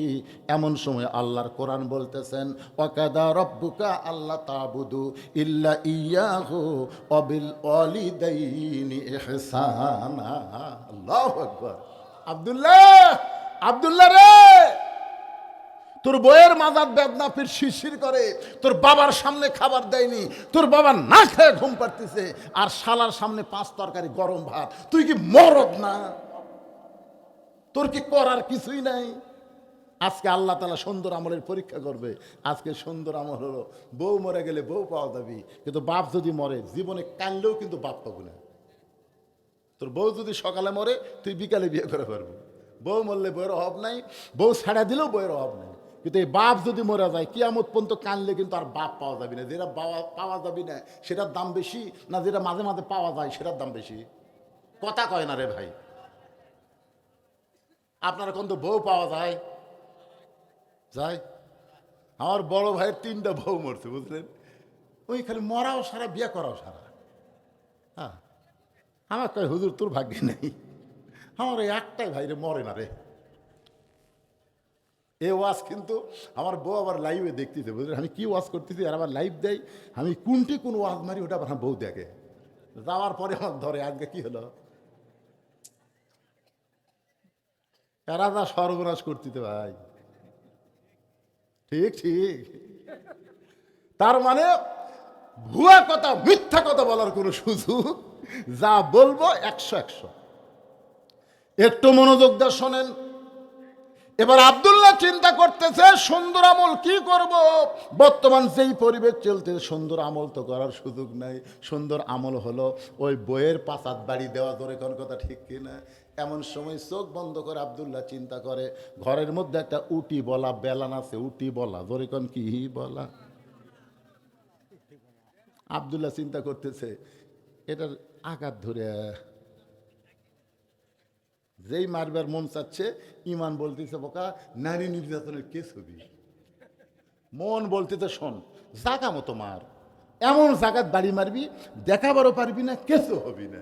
তুই গোটা শরীরের মধ্যে খুঁজে দেখতো কোন জাগাত মারলে দেখাবার পারবি না। আব্দুল্লাহ লক্ষ্য করে দেখে পিছনে উঁচা হয়ে আছে, উঁচা হয়ে আছে। এই উঁচা বরাবর মিডল পয়েন্টে মারলে কাপড় তুলে কোনোদিন কাকু দেখাবার পারবি না। আর ওই জায়গা মানলে লাগবি ঠিকই, কিন্তু তেমন ক্ষতিও হবি না। এই জন্য সৌদি আরবে কেউ নামাজ যদি না পড়ে আর পাশার কাপড় খুলে 11টা বাড়ি মারে। ধরে এখন কয় বাড়ি? পাশার কাপড় খুলে ওই জায়গা ফটাফট মারতেছে, লাগে ভাই রে, কিন্তু দেখান যায় না। এটা গোপালগঞ্জ কয়েকদিন আগে আওয়ামী লীগেরা বাড়ালো না, তখন কিন্তু আর্মিরা দেয় পাশা লাল। ধরে এখন কি লাল? ওরা বাসত চড়িছে, যেই বাসওয়ালা বলতেছে ভাই বসলে 200, দাঁড়ালে 500। তোমরা যদি সিটত বসো তাহলে 200 টাকা, কিন্তু তোরা বসবার পারবি না, তো পাশা লাল। ধরে কর কি লাল? বাসওয়ালা একটা ভালো বুদ্ধি করছে, দাঁড়ায় থাকলে গেলে 500, বসলে 200। সবাই বসবার, ওরে বাবারে বসবার পায়, পাশা লাল। ধরে কর কি লাল? এখন আব্দুল্লাহ ওই উটি বলা বেলান নিয়ে বইয়ের পিছনে বাড়ি মারার নিয়তে বিড়াল যেমন ইন্দুর ধরে চুপি চুপি বইয়ের পিছনে সে দাঁড়াইছে, বইয়ের পিছনে দাঁড়াইছে। বউ খালি বলতেছে আর এক টুকরা খা ভাই, তুই না খাইলে আমার কলিজার মধ্যে শান্তি নাই। ভাই জোড়হাত করে বলতেছে আপা আর খাবার পারবো না। আব্দুল্লাহর বউ খালি বলতেছে আর এক টুকরা খা। আব্দুল্লাহ চিন্তা করে আমার বাবা না খেয়ে ঘুম পাড়তেছে আর তোর ভাই খাবার চাই না, তারপরে জোর করে খাওয়াস। বিসমিল্লাহ করে মারছে বাড়ি। বিসমিল্লাহ করে যেই বাড়ি মারছে, শালাও দৌড়, বউ দৌড়। শালা চিল্লায় বলে দুলা ভাই এই গভীর রাত্রে আমার বোনকে মারলেন কেন? আব্দুল্লাহ বলে তোর বোন আমার কে হয়? বলে আপনার বউ হয়। তাহলে আদরের বউকে কেন মারলাম? তোর বোনের জন্য আমি বাপ মাকে ত্যাগ করে শহরে বাসা বানাইছি, এত দরদ করি তোর বোনকে, সে আদরের বউকে কেন মারলাম? আয় আয়। শালা বলতেছে আমাকেও মারবেন নাকি? বলে তোকে মারবো না, তোকে একটু দেখাবার চাই। এবার শালা সাহস করে কাছে গেলে আব্দুল্লাহ হাত ধরে বাবা যেই ঘরে ঘুমাই ওই ঘরে জানলার কাছে নিয়ে গিয়ে বলে দেখ, তাকায় দেখতো ভিতরে কে ঘুম পাড়তেছে। শালা বল দুলা ভাই আপনার বাবা কখন আইছে? বলে 9টার সময়। তোর বোন কইল মাজা বেদনা পিঠ শিরশির করে, আমার বাবার সামনে খাবার দেয়নি, বাবা রাগ করে না খেয়ে ঘুম পাড়তেছে। আর 11টার সময় তুই আইলি, তোর বোন 5 তরকারি গরম ভাত। এখন বল রে শালা বল আমার আমল কি? শালা বলতে দুলা ভাই আর একটা বাড়ি মারেন, আর একটা বাড়ি মারেন। এই মানুষের জাত না, মেয়েরা শুধু বাপ মায়ের আত্মীয় পছন্দ করে, স্বামীর আত্মীয় 2 চোখে দেখতে পারে না। কথা কর না কেন? আজকে এই মাহফিলের দিনে আপনি আপনার বোন, আপনার ভাগ্নি, তাদেরকে কি দাওয়াত দিচ্ছেন, আর শালি শালা কিভাবে দাওয়াত দিচ্ছেন খুঁজে দেখেন তো। হ্যাঁ, কি হয়, ঠিক না? খালি বইয়ের আত্মীয় দাওয়াত দিচ্ছে রে, বউ খালি বোনের আত্মীয় দেন নাকি, দেখেন ওর অবস্থাটা কি হয়। পারবো না, আমার শরীর খারাপ, বলবে না। ওরে বাবা, তো শরীর খারাপ, 5-7 খালি বাড়ি তোর এখন কোন জাকাত বাড়ি। এই মেয়ে মানুষেরা আগামী বছর হত্যা করবি, এই বজরু সিদ্ধান আর না আসে তোর এখন কথা ঠিক, এই আসল জাকাত মারি দিয়ে গেছে। এটাই হলো বিপদ ভাইজান, নিজের রক্তীয়কে পছন্দ করে না। আজকে শোনেন, আপনার বোন, আপনার ভাই আপনার নিজের গুলাকে দেখতে পারে না। প্রত্যেকটা বইয়ের একই চরিত্র, বাপের আত্মীয় পছন্দ করে, এমনকি বাপের দেশের কুত্তাও ভালোবাসে। এটা আমার বাপের দেশের কুত্তা রে। কোনো ফকির যদি ভিক্ষা করবো আসে, এই ফকির আমার বাপের দেশের, আমার চাচা হয় রে, ও তোর চাচা হয়। আর শ্বশুরের ভাই আসলে কয় আপনার তো আমি চিনি না। শ্বশুরের ভাই ওখানে চিনে না, কিন্তু বাপের দেশের ফকির আর চাচা হয়। একটু মনোযোগ দিয়ে শুনবেন। রাসূল বলেন, খাদিজা ফাতেমাকে খাতুনে জান্নাত ডিগ্রি দেওয়ার কারণ হলো 2টা। ধরে বলেন কয়টা? খাদিজা বলতেছে, কোন কারণে আল্লাহ আমাকে বাদ দিয়ে ফাতেমাকে খাতুনে জান্নাত ডিগ্রি দিল? যতক্ষণ পর্যন্ত না বলবেন আমি আপনার হাত ছাড়বো না। আল্লাহ রাসূল বলেন, খাদিজা একটু হাত ছেড়ে দাও, আমি আপনাকে 2টা প্রশ্ন করব, দেখেন আপনি উত্তর দিবার পারেন কিনা। 1 নম্বর প্রশ্ন হলো, ও খাদিজা আপনি কত বছর বয়সে ঈমান গ্রহণ করছেন? একটু মনোযোগ দিয়ে শোনেন আমার মায়েরা যারা পর্দায় আছেন, শুধু আপনার বিরুদ্ধে ওয়াজ হচ্ছে না মা, আপনার পক্ষে ওয়াজ হচ্ছে। এবার রাসূল বলে, খাদিজা আপনি কত বছর বয়স ঈমান গ্রহণ করেছেন? খাদিজা বলতেছে, রাসূলুল্লাহ আমি যখন ঈমান গ্রহণ করেছি তখন আমার বয়স হলো 55 বছর।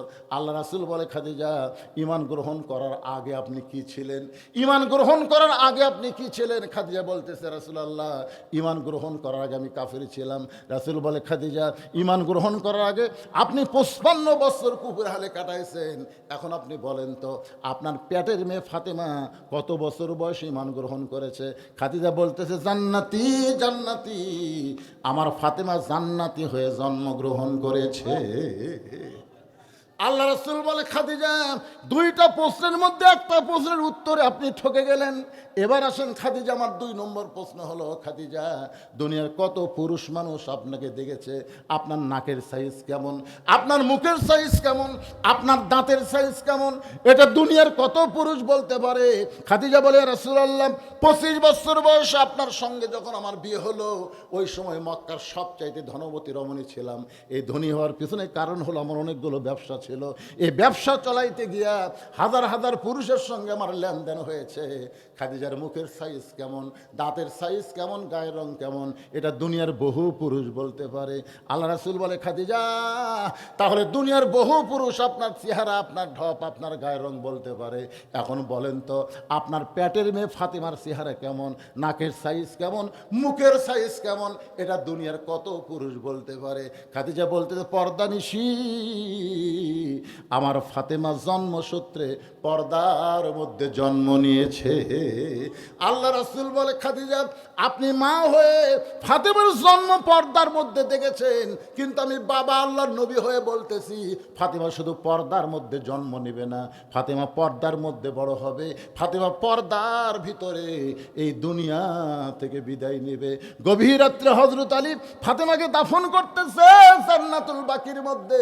দাফন করার পরে আল্লাহকে বলতেছে, আল্লাহ দুনিয়ার পর্দানিশী ফাতেমাকে আমি গভীর রাত্রে কবর দিয়া তোমার কাছে বলি, ফাতেমার পর্দাকে কবুল করে নাও। এ দোয়া করার পরে তাকায় দেখে সামনে কয়েকটা পুরাতন কবর দেখা যায়। এই মাত্র ফাতেমার কবর দিল, সেই নতুন কবর আর 2 চোখে দেখা যায় না।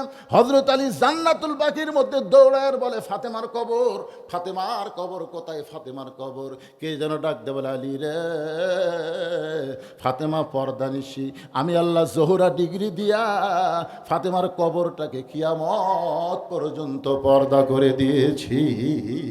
আমার মায়েরা, সেই ফাতেমার সঙ্গে যদি জান্নাতে যাওয়ার চান, আপনাদের পর্দাটা গ্রহণ করা লাগবে মা। পর্দা যদি গ্রহণ না করেন, একটা ইবাদত আল্লাহ কবুল করবে না। যে নারীর পর্দা নাই, তার নামাজ, রোজা, হজ, যাকাত কিছুই আল্লাহর দরবারে কবুল হবে না। মেয়েদেরকে পর্দা করা লাগবেই। জোরে কোন কথা ঠিক? আর আপনারা যারা এখানে বসে আছেন ভাইজান, এই যে কোরআনের মাদ্রাসা, আমি আপনাদেরকে বললাম কোরআন শরীফ বাবদ 500 করে টাকা দেন। এই মাদ্রাসা চলুক না বন্ধ হোক, কোনটা চান আপনারা? আচ্ছা, আপনারা এই অন্তাহারের কয়জন এখানে আছেন? অন্তাহারের না, অন্তাহার, এই অন্তাহারের কারা কারা আছেন? একটা হাত তোলেন না কেন ভাইরে? কারা কারা অন্তাহারের আছেন? তাকে আবার জাতীয় ইমাম ইয়ার কি মারতেছেন? ওমর ফারুক বললেন, আব্দুল্লাহ, এই খাটো পাঞ্জাবি গায়ে দিয়ে যদি আমি খুতবা দেই, মুসলিমেরা কি মনে করবে? আব্দুল্লাহ বলতেছে, বাবা তাহলে আমি কি করব? ওমর ফারুক বললেন, তোর পাঞ্জাবিটা আমাকে একটু দান করে দে।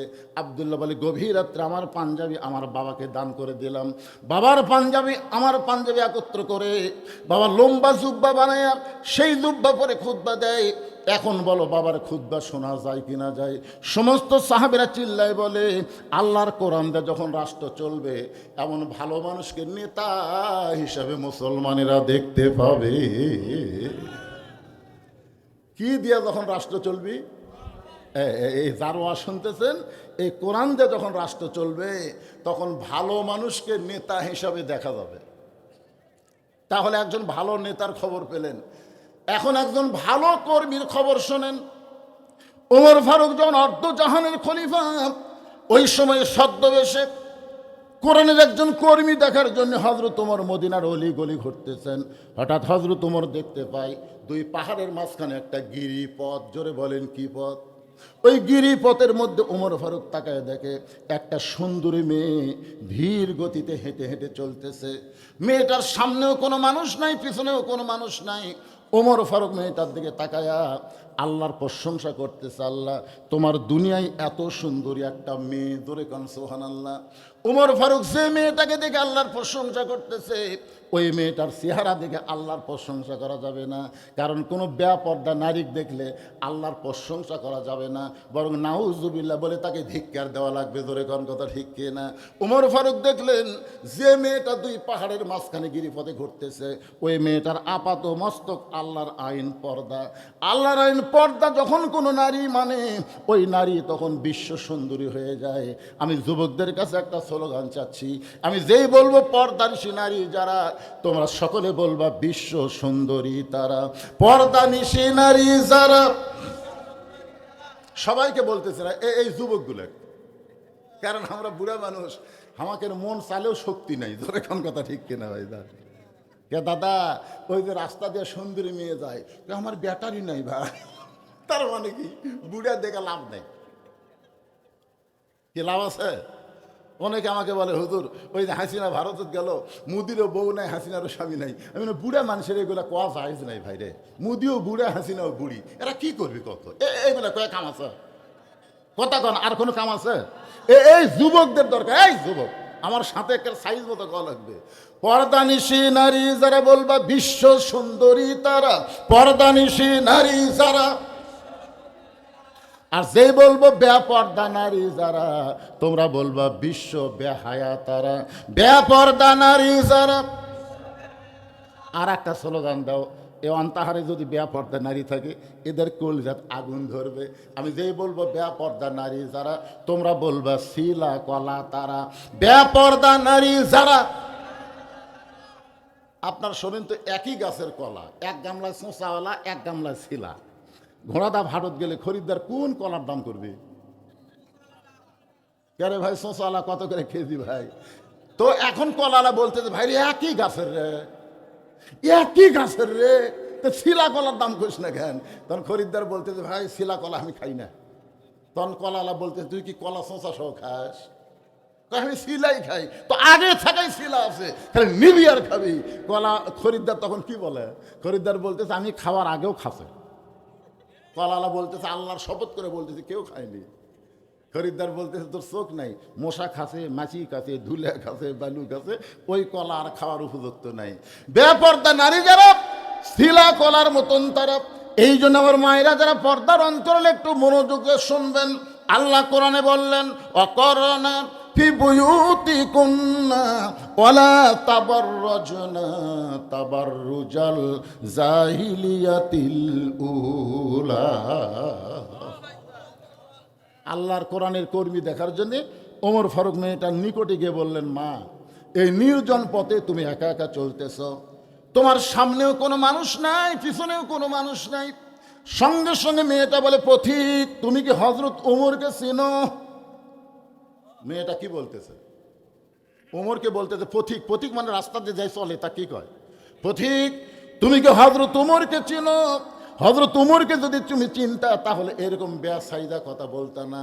ওমর ফারুক যেদিন থেকে আল্লাহর কোরআন দিয়ে রাষ্ট্র চলায়, আল্লাহর কোরআন দিয়ে যেদিন থেকে রাষ্ট্র চলে, একজন মেয়ে পৃথিবীর এক প্রান্ত থেকে আর এক প্রান্তে যাবে, ওই মেয়েটার কলিজায় আত্মাকুল্লাহ ছাড়া অন্য কারো ভয় থাকবে না। সেদিন ষোড়শী নির্জন পথে যাবে। যারা গানটা পারেন আমার সঙ্গে বলেন, সেদিন ষোড়শী নির্জন পথে যাবে, কোনো জন কটু কথা কবে না, পথে আর প্রান্তরে সম্পদের মোহে পড়ে খুন আর রাহাজানি হবে না। সবাই বলেন যদি মেনে চলি কোরআন, বলেন যদি মেনে চলি কোরআন আর রাসূলের বিধান, সকলেই শান্তিতে থাকবে, বাংলার আকাশে কলেমার পতাকা সেদিন দুলবে। তোমরা যদি এরকম গল্প করো তা জনগণ দেখতেছে না?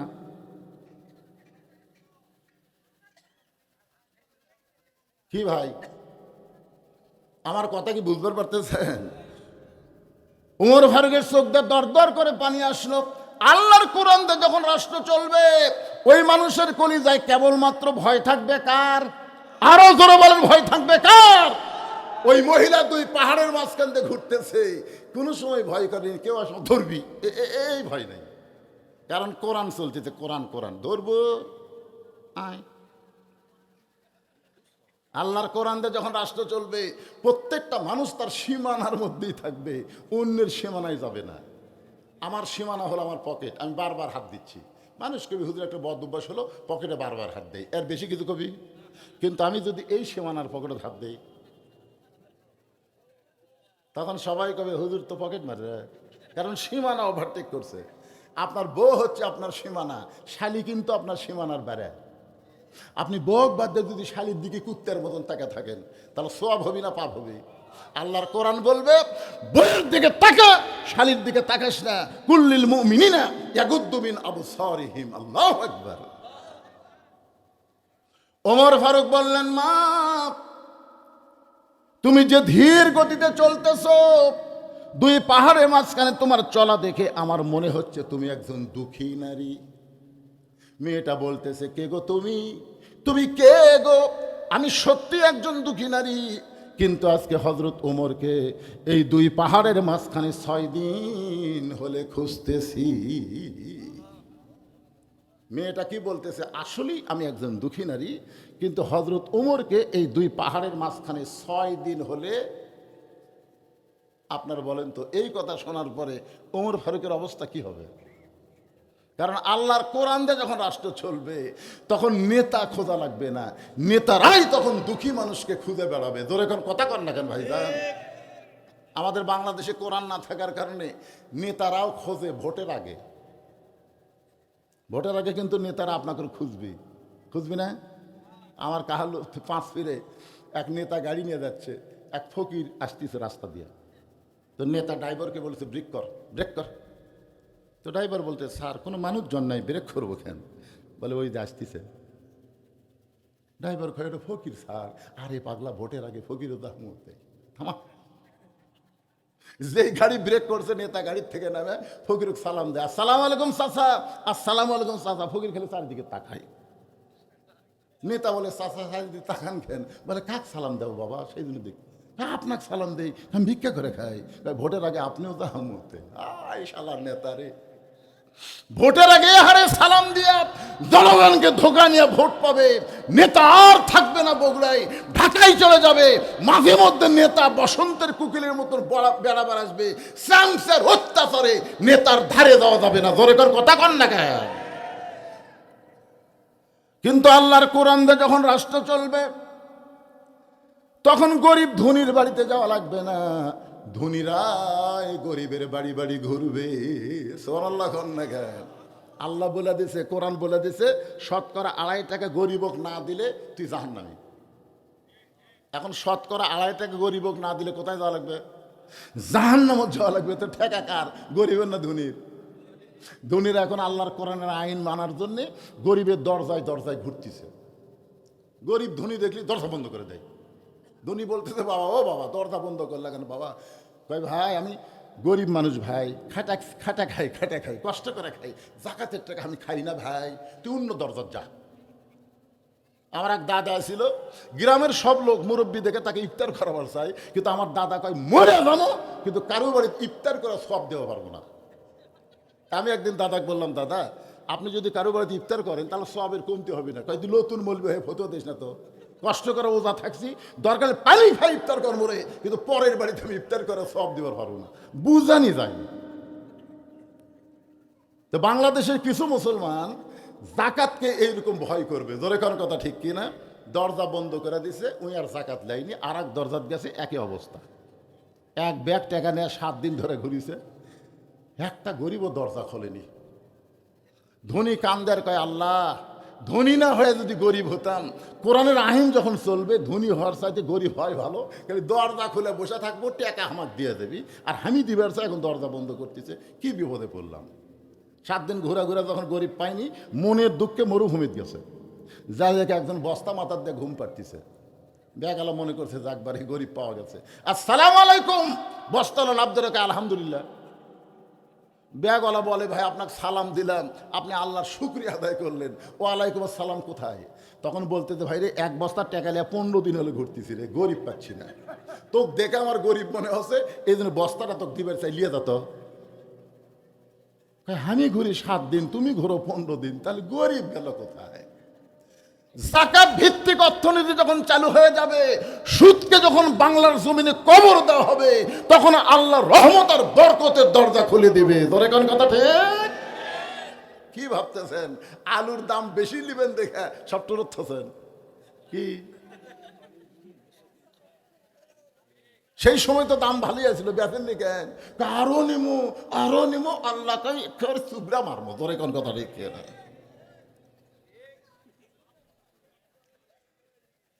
রে ভাই এটা একটা টিস্যু দেন তো, টিস্যু দেন।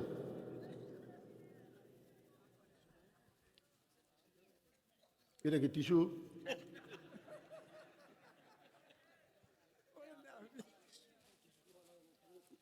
শোনেন, আপনার কি বিরক্ত হচ্ছেন? আচ্ছা আমি যদি এভাবে ওয়াজ করতেই থাকি, আপনার বিরক্ত হবেন কখন? আজকের এই ওয়াজ হচ্ছে আপনাদের এলাকায় এই সিজনের আমার শেষ ওয়াজ না, সারা রাত না, খুবই ভালো লাগতেছে।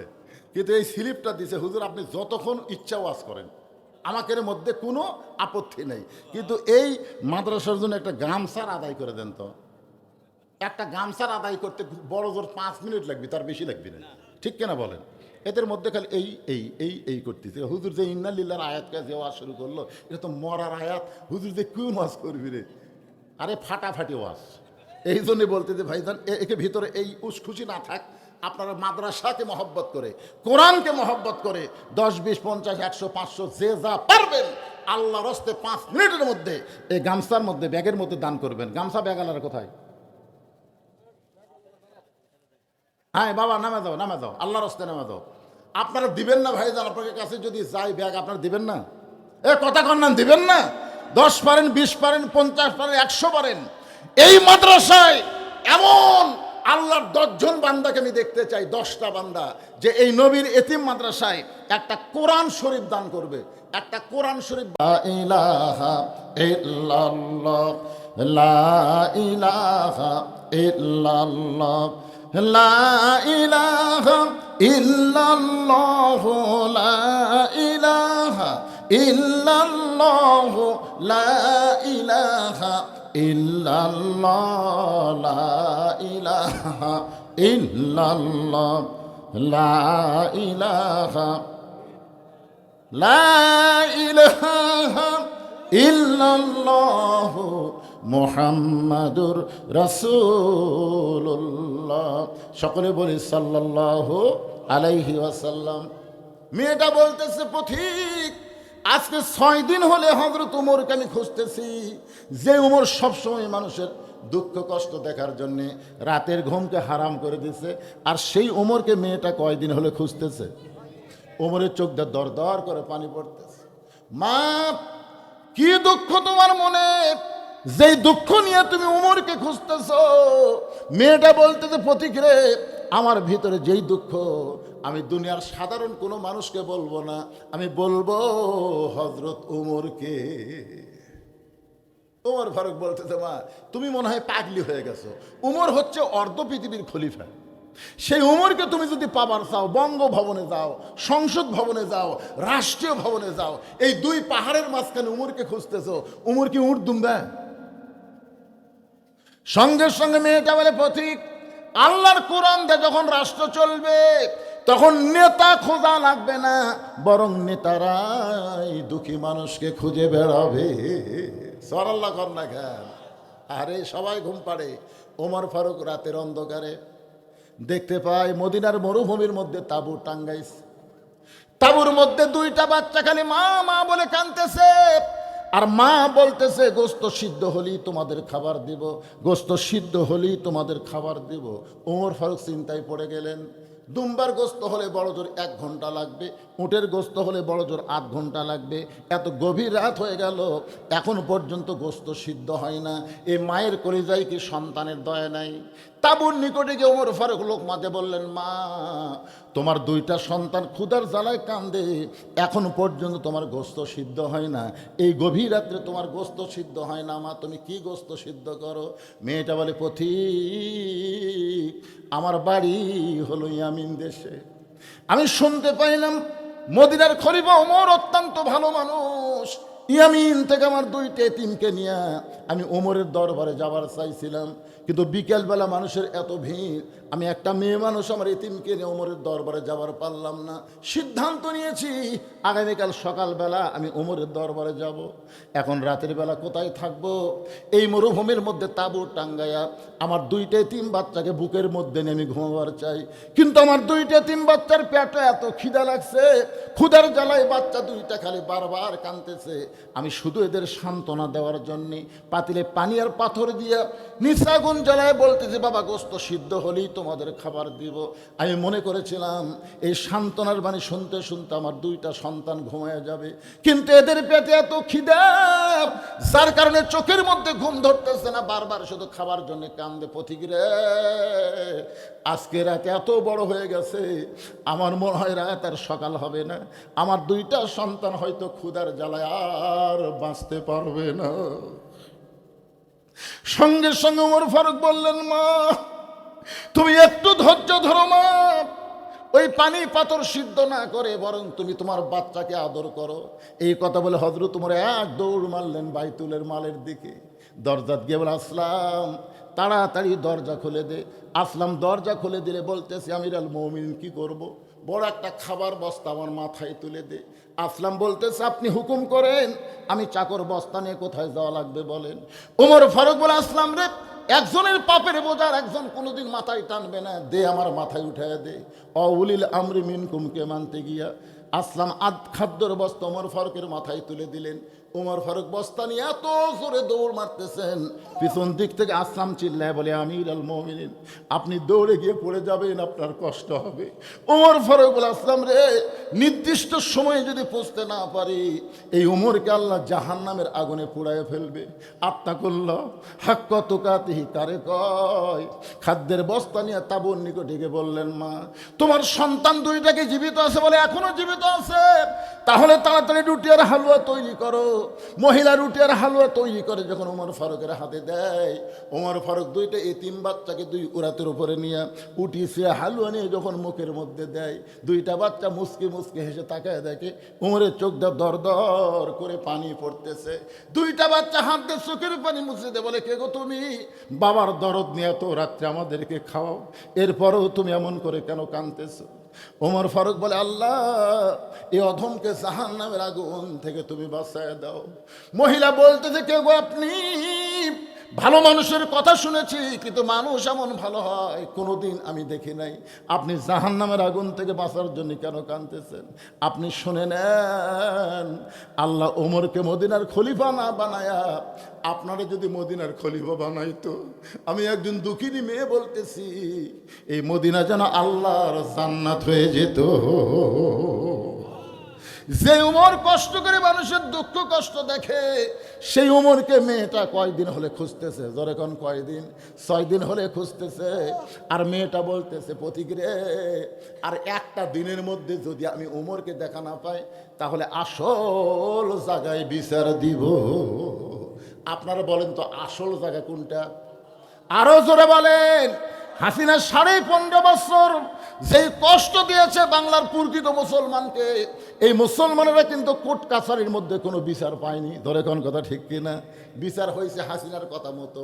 তখন প্রত্যেকটা মানুষ তাহাজ্জুদের নামাজ পড়ে আল্লাহর কাছে ফরিয়াদ করে বলেছে, আল্লাহ, যেই মানুষটা 3 বারের মতন প্রধানমন্ত্রী, দেশনেত্রী খালেদা জিয়া, যিনি এতিমদের একটা টাকাও মারে নাই, বিনা দোষে তাকে জেলখানার মধ্যে বন্দি করেছে, অসুস্থ হয়েছে, বিদেশের মাটিতে চিকিৎসা করবার দেয় নাই, আল্লামা সাইদি হুজুরকে জেলের মধ্য থেকে বের করে হাসপাতালে হত্যা করা হয়েছে, এরকম নানা রকম কষ্ট দেওয়ার পরে মানুষ দেখলো বাংলাদেশের কোর্ট কাছারি তার বিচার দেওয়া যাবে না, আসল জায়গায় বিচার দিয়েছে। আল্লাহ কয়, এইবার আর খাতির নাই, তুই 41 সাল লাগবে না, 24 সালের 5ই আগস্টে ঘাড় ধরে বাড়ি করে দিব। ধরে কোন কথা ঠিক কে না? ধরে বলেন ঠিক। তাহলে বিচার দেওয়া লাগবে কোথায়? আসল জায়গায়। মেয়েটা বলে, পথিক, আর একটা দিনের মধ্যে যদি উমরকে আমি দেখতে না পাই, তাহলে আসল জায়গায় বিচার দিব। ওমর ফারুক হাঁটু গেড়ে বসে বলতেছে, মা তুমি যে উমরকে 6 দিন হলে খুঁজতেছো, আমি হইলাম সেই উমর। মেয়েটা আল্লাহর শুকরিয়া আদায় করে বলতেছে, আমার ইমানের বিজয় হয়েছে, কারণ আমি সময় নিয়েছিলাম 7 দিন। ধরে কোন কয়দিন? কিন্তু 6 দিনের মধ্যে পেয়ে গেছি, আমার ইমানের বিজয় হয়েছে। ইয়া আমির আল মুমিনিন, তাহলে আপনি চোরের মতন একা একা ঘুরতেছেন, আপনার কি চামচা নাই? একটু মনোযোগ দিয়ে শোনেন। ইন্না লিল্লাহি, এটা বিপদের আয়াত বাজান, বিপদ।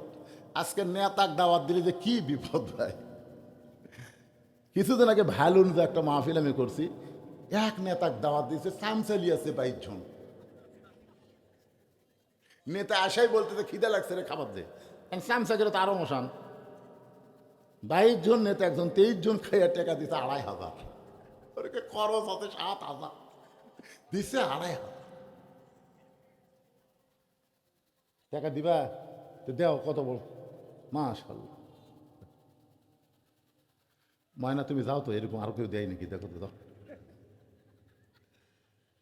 মানে কোরআন শরীফ বাবদ 500 টাকা লিয়ে যাচ্ছে, আমার কানজ পড়ছে, ওটা না লিয়ে পারি? আল্লাহ যে নিয়তে দান করছে, নেক নিয়ত নেক আশা কবুল করো। জোরে কোন আমিন। তো মেয়েটা বলতেছে, আমির আল মুমিনিন, আপনি চোরের মতন একা একা ঘুরতেছেন, আপনার কি চামচা নেই? বাংলাদেশের মতন 96টা দেশের খলিফা, তার কেউ নেই, চৌকিদারও নেই, পুলিশও নেই, র্যাবও নেই, আর্মিও নেই। কে?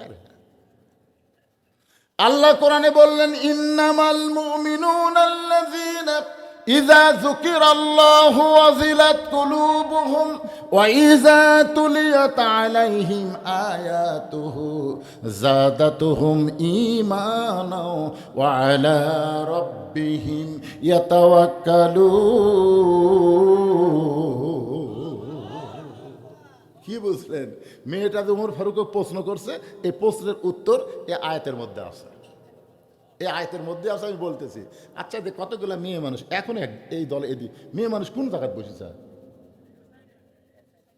তারা বেড়ায় কে? মানে এত রাত্রে মেয়ে মানুষ বেড়ায় কেন? মরদ মানুষ মাঝে মধ্যে চাটা খাবার খায়, কিন্তু মেয়ে মানুষ কি মাঝে মধ্যে চা খায়?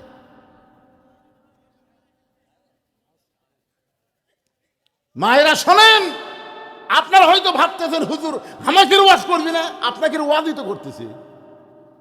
ওমর ফারুক যে মেয়েটাকে দেখে আল্লাহ প্রশংসা করলেন, এই মেয়েকে সুপা খোপা দেখে প্রশংসা করছে। আর আপাদ মস্তক আল্লাহর পর্দার আইন দেখে প্রশংসা করছে কার? গভীর রাত্রে খাদিজাতুল কুবরা নবীর হাত ধরে কাঁদতেছে। রাসূল বলে, খাদিজা কান্দেন কেন? বলে, কান্দার কারণ হলো আমার 64 চলতেছে। কত চলতেছে? 64 বছর বয়স চলতেছে। যে কোনো সময় আমার মৃত্যু হবে, আমার কি কোনো খুশির খবর নাই? আল্লাহ রাসূল বলেন, খাদিজা আপনার 64 চলতেছে, আমার 50 চলতেছে।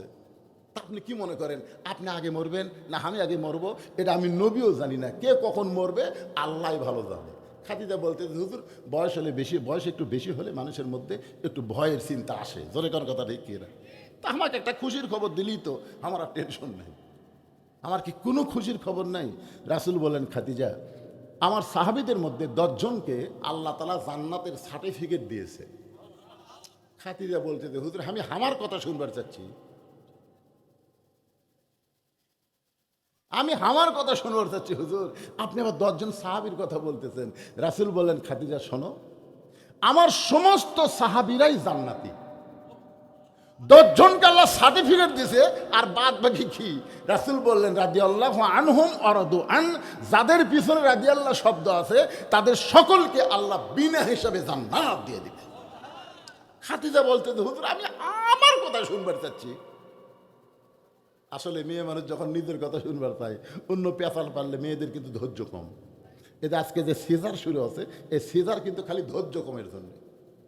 আমাকে মায়েরা ধৈর্য ধরছে, দেখি কি হয়। কি বলবো প্রসবের কথা, মা বিনে সেই ব্যথা কেউ তো বুঝিবে না। মাজন ঠেকিয়া সন্তানের দায়, অকালে মা মারা যায়, কেন সে মায়ের ভক্তি করো না। এমন দরদি ভবে কেউ হবে না আমার মা গো। আপনার বলেন তো, নর্মালে বাচ্চা লিবার গেলে মায়েদের ধৈর্যের দরকার আছে না নাই? কিন্তু সামান্য ওরে বাবা রে, ওরে বাবা, অধৈর্য। এখন স্বামী কয় চলো তাহলে ডাক্তারের কাছে যাই। ডাক্তার বলতেছে, ভাই ভালোই করছেন রে, আল্ট্রাসাউন্ড করে দেখি একটু বেঁকা হয়ে আছে ভাই, একটু বেঁকা, মানে টাকা কামাই করা লাগবে। পানি একটু শুকে গেছে, কি করবেন? তখন বলে, ভাই রে দরকার হলে অটো ভ্যান বেসমো, তাও বউ আমার সিজার করো। আপনারা বলেন তো, আজ থেকে 15 বছর আগে কোনো সিজার ছিল? এইটাই, মেয়েদের একটু ধৈর্য কম। রাসূল বলেন, খাদিজা 10 জন পুরুষকে আল্লাহ জান্নাতের সার্টিফিকেট দিয়েছে, এবং 10 জন নারীকেও আল্লাহ জান্নাতের সার্টিফিকেট দিয়েছে। পুরুষের মধ্যে 1 নম্বর হলো আবু বকর, আর নারীদের মধ্যে 1 নম্বর হলো খাদিজাতুল কুবরা। ও যে একটা লাফালাফি করতেছে, ওই যে দেখেন ফর্সা করে, এটা কার কোলত বসে আছে রা? এই কিন্তু সিজার করা, আপনি খোঁজলে দেখেন। কারণ সিজার করা বাচ্চারা জন্মের আগেই দুনিয়াতে আসে। ডাক্তার পেট কাটা দেখে ঘুমের মধ্যে আছে। এখন কি করবে? কিন্তু ঘুম তো আর ভাঙ্গেনি, 2 দিন পরে আর ঘুম ভাঙ্গে যেত, নর্মালি হয়ে যেত।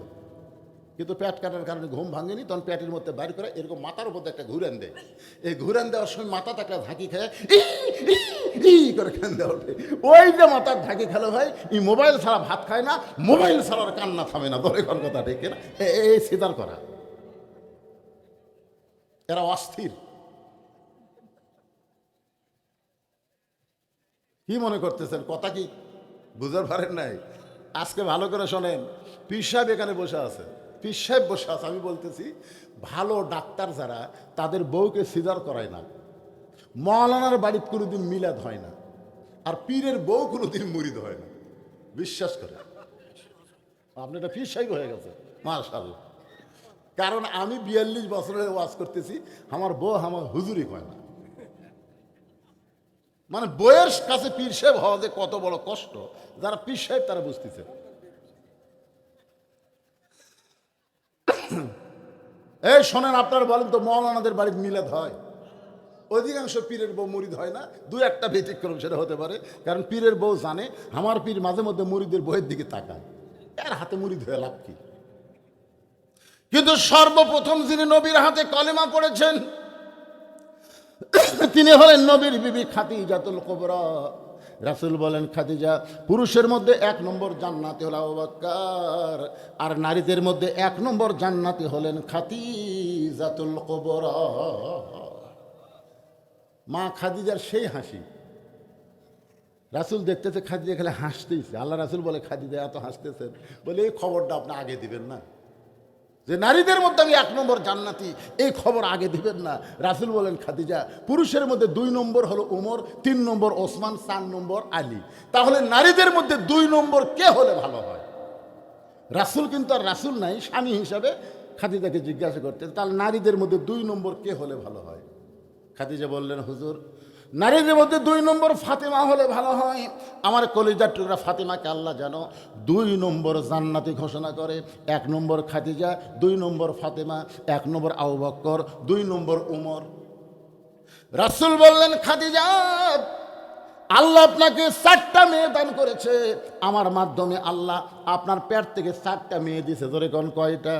একটার নাম হলো জয়নাব, একটার নাম হলো রোকেয়া, একটার নাম হলো কুলসুমা, একটার নাম হলো ফাতেমা। আপনি শুধু ফাতেমার কথা প্রথম বললেন, আর 3টা মেয়ের কথা কেন বললেন না? খাদিজা বললেন, ইয়া রাসূলুল্লাহ আপনি হলেন বাবা আর আমি হলাম মা, কোন সন্তান কেমন এইটা মা জানে, এইটা কোনোদিন বাবা বলতে পারবে না। আজকে যেই সন্তানেরা রাস্তাত ঘুরতেছে, মেলাত ঘুরতেছে, এই সন্তান কেন ঘুরতেছে? আপনার মায়ের কাছে যান, যে তোমার সন্তান ওয়াজ বাদ দিয়ে মেলাত ঘুরে কেন? মা তখন বলবে, ওই যখন হাত পেটের মধ্যে আছিল, আমি তখন গোটা পাড়া ঘুরেছি, ওই পেটের মধ্যেই ঘরুনি ব্যারাম পাচ্ছে, বেড়া হয়ে ভালো হবে। এই জন্য একটা নেপোলিয়ন বলেছে, ভালো একটা সন্তান যদি চান, ভালো একটা মায়ের দরকার। খাদিজা বললেন, এ রাসূলুল্লাহ জয়নাব জন্মগ্রহণ করেছে, রোকেয়া জন্মগ্রহণ করেছে, কুলসুমা জন্মগ্রহণ করেছে, আমি সব বলতে পারি কি কোন সন্তান কিভাবে জন্মগ্রহণ করেছে, কিন্তু আমার ফাতেমা যখন জন্মগ্রহণ করলো, আমি তখন দেখি ফাতেমা 2টা হাত দিয়া তার ইজ্জত পর্যন্ত ঢেকে দুনিয়াতে আইছে, আমি মা হইয়াও পর্যন্ত তার ইজ্জত দেখতে পারি নাই। এই কারণে আল্লাহ যেন ফাতেমাকে 2 নম্বর ঘোষণা করে।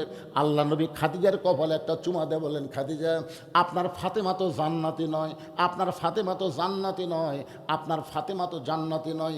3বার নবী যখন বললেন ফাতেমা জান্নাতি নয়, সঙ্গে সঙ্গে খাদিজা নবীর মুখে হাত দিয়ে বললেন, ইয়া রাসূলুল্লাহ আমার ফাতেমা যদি জান্নাতি না হয় তাহলে ফাতেমা কি? রাসূল বললেন, ফাতেমা হলো জান্নাতি নারীদের নেত্রী।